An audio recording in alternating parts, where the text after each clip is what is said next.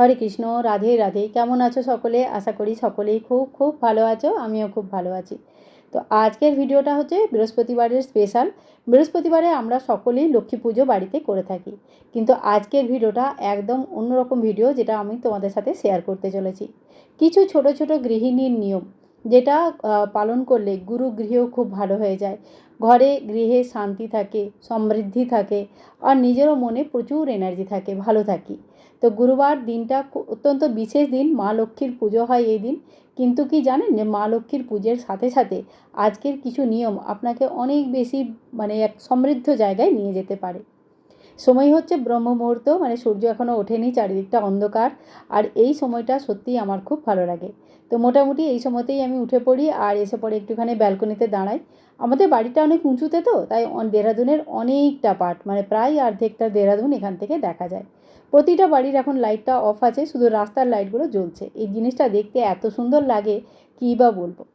যাই হোক, সকাল সকাল ব্রহ্ম মুহূর্তে ওঠা হলো একটা সবথেকে বিশেষ অভ্যাস, যেটা কোনো বিশেষ দিনের জন্য নিশ্চয়ই করা উচিত।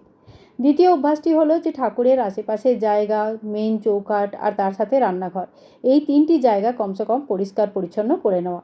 তিনটি জায়গা পরিষ্কার না হলে পুজো পাঠ হওয়া সম্ভব নয়। রান্নাঘরে মা অন্নপূর্ণার বাস, তাই এই জায়গা সবসময়তেই রাতে পরিষ্কার করে শোবেন, আর সকালবেলাতেও একবার বাসি ঘরে একবার ঝাঁটা মেরে দেওয়া খুবই দরকার। তার সাথে ঠাকুরের সামনেটা আমি ঝাঁট দিয়ে নেবো। আর এই ক্যানটাতে, যেখানটাতে আমার দেব ব্রেক্স কিছু জিনিস, কিছু গাছ এমন আছে যেগুলো আমি প্রতিদিন পুজো করি, আপনাদের সাথে শেয়ার করেছিলাম, সেই জায়গাটা আমি পুজো করে নেব। তো এখন একটু দিন হয়ে এসেছে, টাইম প্রায় 5টার আশেপাশে, আর আমার স্নান হয়ে গেছে। তো এরপরে যে নিয়মটা আমি ফলো করি বা ফলো করতে পারেন, খুব ভালো নিয়ম, সেটা হচ্ছে বৃহস্পতিবার দিন হলুদ রঙের কোনো জিনিস পরা, কোনো বস্ত্র, শাড়ি বা স্যুট, চুড়িদার যাই পরবেন না কেন, সেটা যদি হলুদ রঙের ছোঁয়া থাকে তাহলে সেটাকে খুব শুভ বলে মনে করা হয়। বৃহস্পতিবার ভগবান নারায়ণেরও দিন, এবং তার সবথেকে প্রিয় কালার হচ্ছে হলুদ, তাই লাল, হলুদ, গোলাপি এই ধরনের রঙগুলো বৃহস্পতিবারের দিন নিশ্চয়ই পরা উচিত। চলুন আমরা এবার আমাদের গোপাল সোনাকে ঘুম থেকে উঠিয়ে নিই। আর হ্যাঁ, একটা কোশ্চেন এসেছিল যে গোপালের সামনে গ্লাসে করে আপনি কী দেখেন? তো আমি দুধের ভোগ লাগাই। সবথেকে সকালবেলায় উঠে আগে ঠাকুরকে দুধের ভোগ লাগাই, আর তারপরে অন্যান্য ভোগ অর্পণ করি। তো দুধ থাকে ওখানে, জল থাকে না, দুধই থাকে। আর জল যেটাতে থাকে সেটা কিন্তু আলাদা একটা ঘটিতে করে থাকে। এরপর আমরা নেক্সট নিয়মে চলে আসি। তো দেখুন, আজকে দিনে যেখানে যেখানে আমরা জলের ব্যবহার করব, যেমন সূর্যদেবকে জল দেবেন, সাথে চৌঘাটে একটু জল ছেটাবেন, ভগবানকে স্নানে একটু জল দেবেন, আর একটা ঘটিতে একটুখানি জল দিয়ে ঠাকুর পুজোর সামনে, মন্দিরের সামনে আমরা রেখে দেবো। এই ঘটির জলটা কি করব, এটা আমরা পরে আপনাদেরকে করে দেখাবো। তো যাই হোক, এখানে একটু ঘটিতে করে আমি একটু হলুদ মিশ্রিত জল নিয়ে এসেছি, আর ভালো করে আমার চৌকাঠটা পরিষ্কার করে নেবো। যদি র হাউস হয়, বড় বাংলো হয়, তাহলে জল ঢেলেও পরিষ্কার করতে পারেন, বা যেমনভাবেই পরিষ্কার করা হয়। আমাদের তো ফ্ল্যাট বাড়ি, তাই এখানে খুব একটা ওইভাবে পরিষ্কার করা যায় না। একটুখানি হলুদ জলে ছিটে দিয়ে এখানটা একটু মুছে নিই আর পরিষ্কার করে নিই। তার সাথেই এখানে আমার স্টিকারগুলো চেটানো আছে, যার জন্য এগুলো সুন্দর লাগে দেখতে। যদি এইসব স্টিকার না থাকে আপনার কাছে, তাহলে ডেলি আলপনা দিতে পারেন, রঙ্গোলি দিতে পারেন, সুন্দর লাগে দেখতে। এরপরে নিজের চৌকাঠে একটি প্রদীপ নিশ্চয়ই জ্বালিয়ে দিতে হবে। মা লক্ষ্মীর আগমনের জন্য সুন্দর একটা কী বলবো, প্রস্তুতি যাকে বলে। তো এই প্রদীপ আমি জ্বালিয়ে দিয়েছি, সামান্য ধূপ জ্বালিয়ে দেবো, আর তার সাথেই একটুখানি ফুলের আসন দিয়ে প্রদীপটা আমি জ্বালিয়ে দিয়েছি। তো এইখানটা দেখতেও সুন্দর লাগে, সত্যিই ভালো লাগে। সকালবেলায় নিজে একটুখানি দাঁড়িয়ে দেখবেন যে কী সুন্দর না লাগছে দেখতে। তো এইভাবে আমার যে পুজোটা সেটা হয়ে যায়। এরপরে সূর্যদেবকে জল দেওয়া। সূর্যদেবকে জলের অর্ঘ্য দেওয়ার প্রপার সময় কোনটা? তো সবথেকে আগে জানিয়ে রাখি যে সময়টা হচ্ছে ব্রহ্ম মুহূর্ত থেকে শুরু করে 8টা, সাড়ে 8টা পর্যন্ত জল দিয়ে দেওয়া উচিত।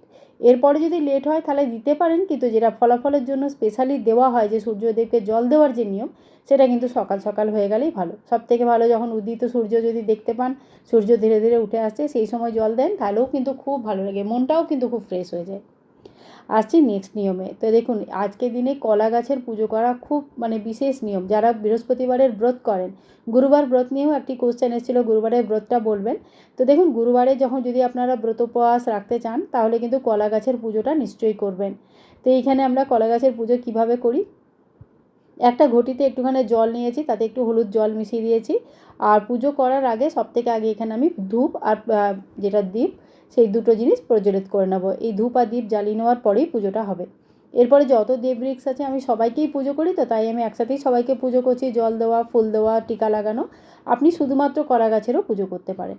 তো এইভাবে আমি সবাইকেই হলুদ মিশ্রিত জল দিয়ে সবাইকে জল দেবো, তারপরে টিকা লাগিয়ে দেবো। একটু করে যদি ফুল থাকে, হলুদ ফুল থাকে, তাহলে ফুল দিয়ে দেবেন। তার সাথেই একটা বাটিতে বা হাতে সামান্য হলুদ একটুখানি গুলে নেবেন, সেটা দিয়ে পরে স্বস্তিক বানিয়ে নেবেন। স্বস্তিক অত্যন্ত পবিত্র চিহ্ন, এবং আজকের দিনে যদি কলা গাছের পুজো করেন তাহলে হলুদ দিয়ে স্বস্তিক নিশ্চয়ই বানাবেন। তো এখানে আমি হলুদের স্বস্তিক বানিয়েছি, চাইলে মেন দরজাতেও একটা বানাতে পারেন। এটাও কিন্তু খুব সুন্দর মানে একটা উপায়, যে দ্বারা গুরু গ্রহ খুব স্ট্রং হয়ে যায়, তার সাথে ভগবান বিষ্ণুর আশীর্বাদও পাওয়া যায়। এরপরে দেখুন হাতটা আমি এখানে এই জলটা দিয়ে পরে হলুদ জলটা দিয়ে পরে এখানে হাতটা ধুয়ে নিলাম মানে ওই আর কি হলুদ জলটা বের করে দিলাম। আর এই একটাই ফুল আছে, বেশি ফুল নেই আমার কাছে, তাই একটু করে ফুলটা টুকরো টুকরো করে সমস্ত গাছে একটু করে এইভাবে ফুলটা অর্পণ করে দেবো। তো এইভাবে ফুল দিয়ে জল দিয়ে তার সাথে ধূপদীপ দেখিয়ে পুজোটা হয়ে যায় আমার। ঠিক আছে, কলা গাছ যদি বাড়িতে রাখেন কি না একটা কোশ্চেন থাকে। তো ছোট দেখুন আমার কেমন গামলাতে ছোট একটা লাগানো আছে। তো ছোট টবে করে পুজো পাঠের জন্য একটা ছোট কলা গাছ লাগানো যেতে পারে বাড়িতে, কোনো অসুবিধা নেই। তবে আপনাদের যদি বড় বাড়ি হয় তাহলে উঠানে বা কোনো খোলা বড় জায়গাতে কলা গাছ লাগিয়ে সেখানে পুজো করা যায়। কলা গাছ বাড়িতে লাগানো অত্যন্ত শুভ। কলা গাছ নিজেরাই জানেন, কলা বউ পুজো হয়, কলা গাছ কত মানে শুভ জিনিস, অত্যন্ত শুভ জিনিস। তাই এই নিয়ে বিশেষ মানে চিন্তা করার কোনো কারণ নেই। তবে ছোট জায়গায় যদি লাগাতে হয় তাহলে ছোট একটা টবে করে লাগানোই ভালো। এরপরে আমার কাছে আছে বৃহস্পতিবারের ব্রত কথা। তো বৃহস্পতিবারের ব্রত কথায় আপনার বৃহস্পতিবারে যদি ব্রত করেন তাহলে কথা পড়বেন, আর নাহলে মা লক্ষ্মীর পাঁচালী সবথেকে ভালো। প্রতিটা ঘরেই পড়া হয় মা লক্ষ্মীর পাঁচালী। তো মা লক্ষ্মীর পাঁচালীটাও এখানেই বসে পড়তে পারেন, নাহলে মা লক্ষ্মীর সামনে লক্ষ্মী পুজো করে সেইখানেও পড়া যেতে পারে। কোনো না কোনো একটা পাঠ আমাদের নিশ্চয়ই করা উচিত। দেখুন যখন বলা হয় পুজো পাঠ, মানে পুজোর সাথে সাথে কিন্তু পাঠ শব্দটাও আসে, তাই পাঠটা নিশ্চয়ই করা উচিত। এর সাথেই আমি করে নিই একটা মালা জপ। মালা জপ আমার প্রতিদিনের নিয়ম। আর একটাই মালা আমি জপ করি। তো আপনারা সময় থাকলে 2 মালা, 3 মালা, 5 মালা, 7 মালা অনেক করতে পারেন, কিন্তু আমি একটা মালারই নিয়ম নিয়েছি আর সেটাই আমি করে থাকি। আর তার সাথে আজকে যতটা সম্ভব হলুদ রঙের ব্যবহার করা উচিত। এখানে আমি হলুদ রঙের ফুল অনেকগুলো পেয়ে গেছিলাম, তো সেগুলো ভগবানকে অর্পণ করব। তার সাথে সাথে ভগবানের যত দেব বিগ্রহ আছে তাদেরকে স্নান করানো উচিত। আর তার সাথে দেখুন আমি কাঁচা গায়ে দুধ দিয়ে গোপালকে এবং সমস্ত দেবী দেবতাকে আজকে স্নান করাবো। যদি পান তো কাঁচা গায়ে দুধ খুবই ভালো, যদি না পান তাহলে একটুখানি চন্দন গুলে সেই গন্ধধর স্নানও করাতে পারেন। তারপরে শুদ্ধিকরণ স্নান করিয়ে এরপরে গাটা ভালো করে মুছিয়ে ঠাকুরের যেটা পিতলের মূর্তি, তাতে কিন্তু জল যেন না থাকে, তাতে কিন্তু খুব সুন্দর করে মুছিয়ে তারপরে ইত্র মালিশ করে যদি রাখেন তো মূর্তি বহু বছর পর্যন্ত চকচকে সুন্দর থাকে, কালো হয় না, খারাপ হয় না। মানে তার গ্লেজটা মনে হবে যেন এক্ষুনি কিনে নিয়ে এসছেন দোকান থেকে। তো এত সুন্দর একটা গ্লেজ থাকে, এমন নয় যে বহু বছরের মূর্তি এখানে ওখানে কালো ছোপ হয়ে গেছে, এই ধরনের জিনিসগুলো হয় না। আর চন্দনটাও যদি পিঁড়ির চন্দন ব্যবহার করেন, কাঠে ঘষে যেটা হয়, তাহলে কিন্তু মূর্তিতে কোনো দিন কালো দাগ আসে না। সাধারণত যেগুলো মানে পাউডার চন্দন হয়, সেগুলো রেডিমেড চন্দন হয়, সেইগুলো যদি ইউজ করা হয় তাহলে কিন্তু মূর্তি নষ্ট হয়ে যায়। তো এইগুলো কিছু কিছু বেসিক নলেজ আমাদের থাকা দরকার, যে পুজো পাঠ করলে কিছু কিছু ঘটনা কিন্তু আমাদের জানা দরকার। এরপর আমরা ধূপ আর প্রদীপ প্রজ্বলিত করব। তো এখানে আমি যেটা প্রজ্বলিত করি, ধূপটা এটাকে গিলা ধূপ বলে এখানে, মানে ভিজে ধূপটা আর কি একটুখানি টাইপের হয়, হাতে করে বানিয়ে নিতে হয়, মানে স্টিক টাইপের নয় এগুলো, ঠিক আছে। আর তার সাথেই এখানে কিছুটা ফুল আমি জলে দিয়ে রাখবো, এতে ফুলগুলো একদম তাজা থাকে, টাটকা থাকে, পরের দিন পর্যন্ত একদম তাজা থাকে। আর গ্রীষ্মকাল তো বাইরে রাখলে পরে খুব জলদি নষ্ট হয়ে যায়, শুকিয়ে যায়, এইটুকু হয়ে যায়। আচ্ছা, এরপরে নেক্সট নিয়মটা হচ্ছে যে ঠাকুরকে আজকে যত সম্ভব হলুদ জিনিসের ভোগ লাগানো, হলুদ জামা পরানো, হলুদ ফুল দেওয়া, মানে হলুদের ব্যবহারটা যেন বেশি করে হয়। সন্ধ্যা আরতি করে নেবেন, সকালবেলায় আরতি করবেন, ঘণ্টাধ্বনি, শঙ্খধ্বনি, এগুলো বাড়িতে খুবই শুভ হয়। তো এই জিনিসগুলো নিশ্চয়ই করা উচিত।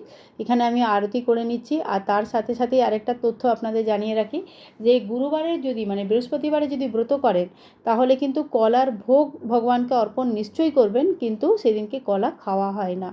তো শুধু বৃহস্পতিবারে নর্মাল পূজা পাঠ থাকলে কলা খাওয়া যেতে পারে, কোনো অসুবিধা নেই, কিন্তু যারা ব্রত করেন তারা কলা গাছের পুজো করেন, তো যে গাছের পুজো করা হয় সেই গাছেরই ফল খেয়ে নেওয়া ঠিক না।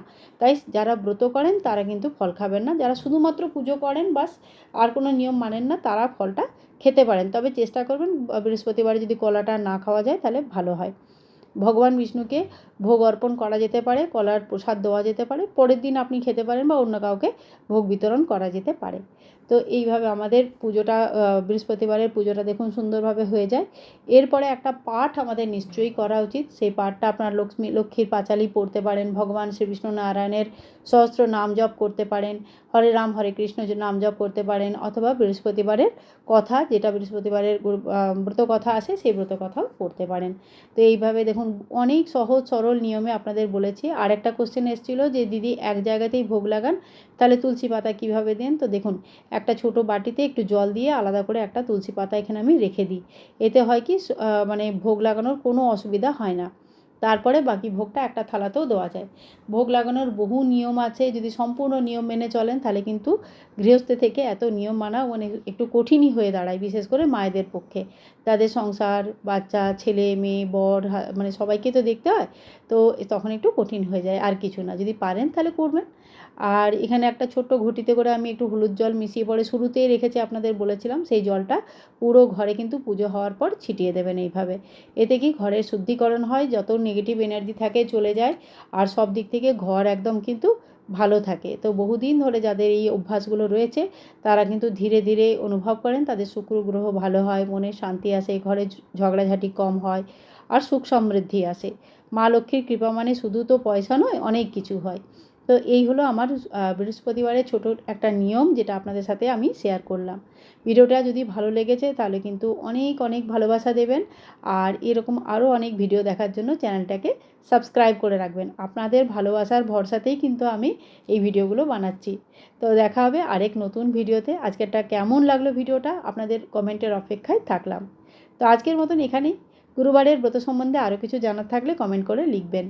হরে কৃষ্ণ, রাধে রাধে। আর হ্যাঁ, গুরুবারের ব্রত যারা করেন তারা কিন্তু নুন খাবেন না, নুন খাওয়াটা নিয়ম নয়।